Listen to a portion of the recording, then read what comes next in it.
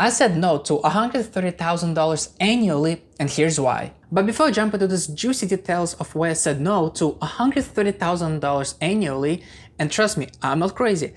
I hope so. My name's Artem, and I'm a full-stack software developer, have been one for the past 5 years, soon to be 6. On this channel, DevPool, I'm giving out tips and tricks on how to become a successful developer, just like me. Not crazy, but be smart about your decisions, be smart in the tech industry, and how you can accomplish more than you think you can. So subscribe to the channel now, and let me tell you why I said no to that money. Before I do that, actually, I need to give you a background story of how actually it all happened. You guys know that I'm a freelancer, and I do have an Upwork account where I do search for clients, or the clients do search for me. So this particular client, they found me on Upwork, and when they did reach out to me, we went over the job description. At first I didn't say much, but I kind of figured it's a senior role position because of how some of the things were worded it out. So in any case, him and I were talking, then I went to the second stage of having a technical challenge. And by the way, I was late to that by like 15 minutes. So like, well, okay, I guess I'm not gonna get it.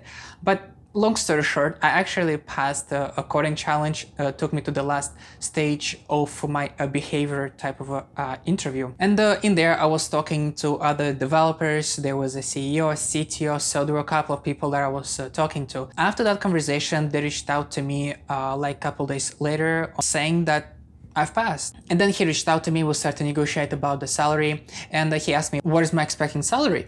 And I told him the number that was actually $80 an hour. So if you have to calculate that will actually be $150,000 annually, not $130,000. But then he thought that was number a little bit too high for them because they were like a startup or whatever. And he asked if $60 will be a good number for me. Well, while I was on an interview with them, while I was negotiating with them, I had a different type of a client also reached out to me that I started talking to, and exact same deal, they liked me.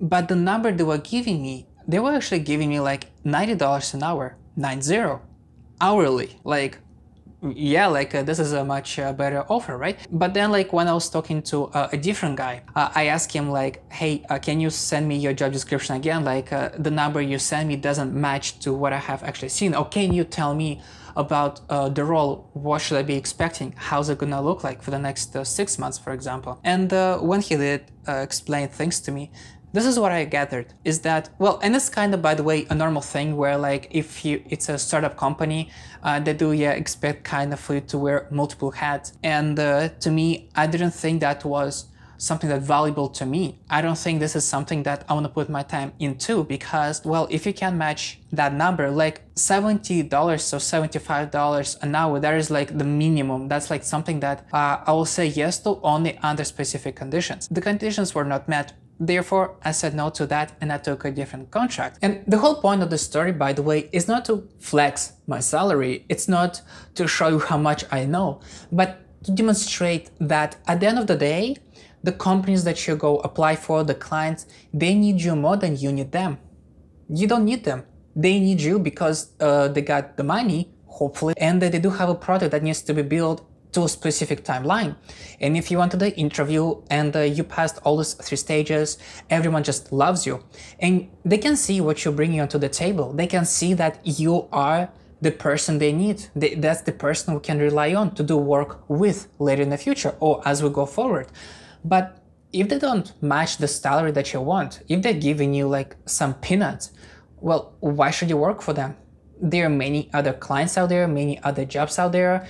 If there is something at the beginning for you, it might take a little bit of time still to find it, but you want to be happy at the place that you work at. You want to make sure that whatever value you're putting in, you're getting the same thing value back in return. So if you're about to get a client, if you're about to get a job, I hope that this helps you because at the end of the day, when you're applying to those jobs, you got to remember that they need you more than you need them.